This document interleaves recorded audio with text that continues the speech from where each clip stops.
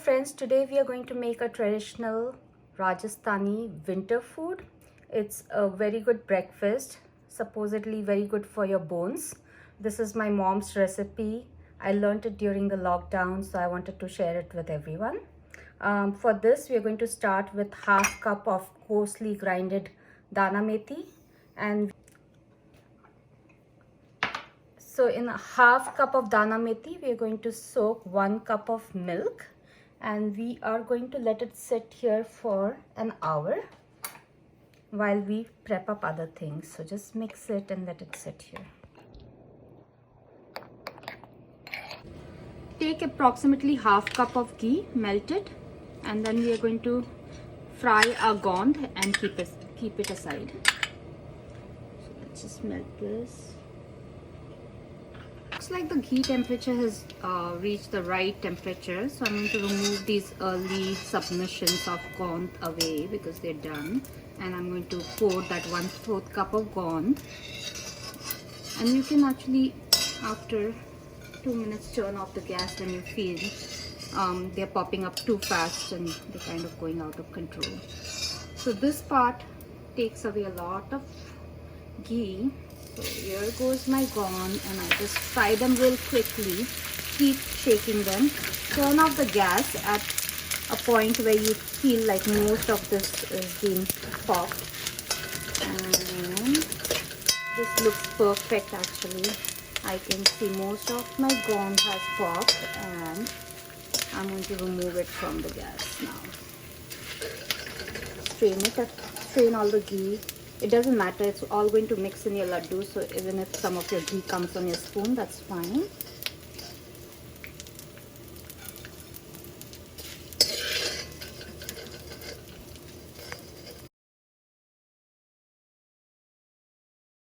can see your dana methi is nicely soaked in the milk.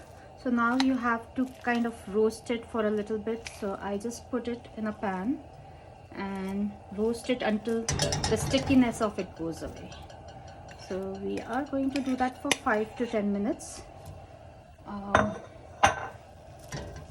Just let it, just keep moving it, and we'll feel it with our hand when the stickiness goes away.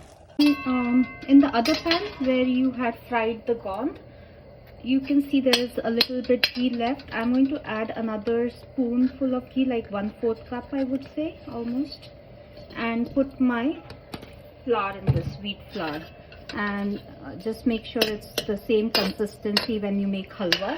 So I have my half cup of wheat flour.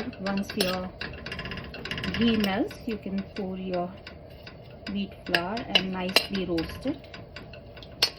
Our ghee is melted, so I'm going to put half cup of wheat flour and nicely roast it.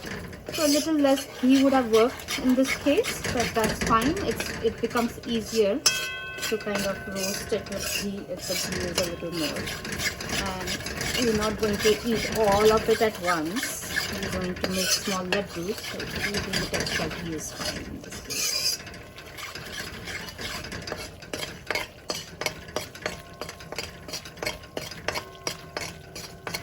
Okay, so I started roasting dana methi in this pan, and I realized it started sticking at the bottom because this has milk.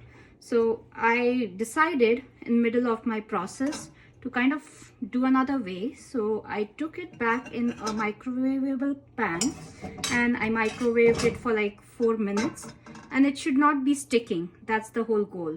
So it kind of is not sticking anymore, and it's still really hot.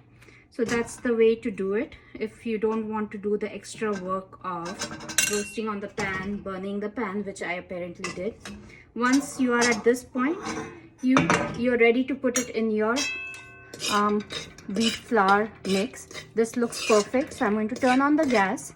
I'm going to add the kali mirchi. This is optional. It's perfect. It's very healthy to eat it during winters with ghee.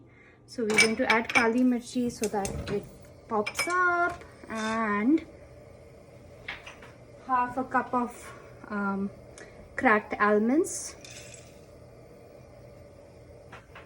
and then we are going to stir it for 1 to 2 minutes, and then add this dana methi mix. So this looks perfectly done. So now we're going to add our dana methi mix to it. It's a little hot, so hard to hold. And we mix it for approximately 2 minutes. I think we've already cooked dana methi, we've already cooked the wheat flour, almonds. So it's just about mixing it together. So I would do it at a medium low flame for 2 to 5 minutes. So this has been mixed nicely on a medium low flame for 5 minutes. And now we can turn off our gas. We can then add 1/4 to half cup of coconut. I personally love coconut a lot, so I'm adding more than 1/4 cup. But the recommended amount is like a fistful. But I think this just would taste amazing when the gas is turned off. And now I would add sugar replacement jaggery. So this is half cup. So half cup dana methi, half cup atta, and half cup jaggery. And that will give you perfect sweetness. And we are going to bind it together when this becomes a little cool, when it cools down. We'll add our gond right at the time when we add the jaggery, mix it together, and we are going to bind it after this whole mix cools down. So just mix it nicely so it's all spread across.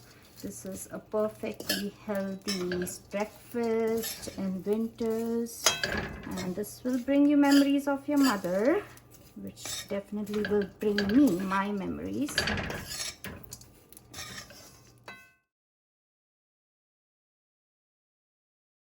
So this looks like a perfect mixture. Make sure there are no lumps. Just remove all your lumps if there are any with your hands, and then take a small quantity of the mixture in your hand to form a laddu.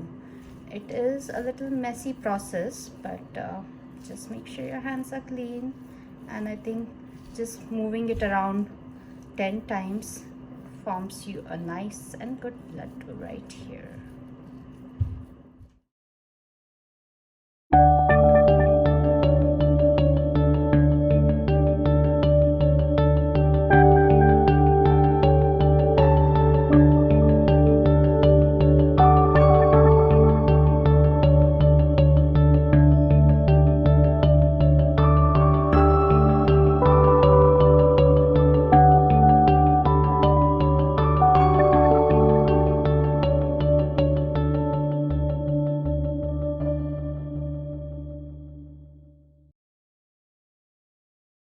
So all our laddus are ready.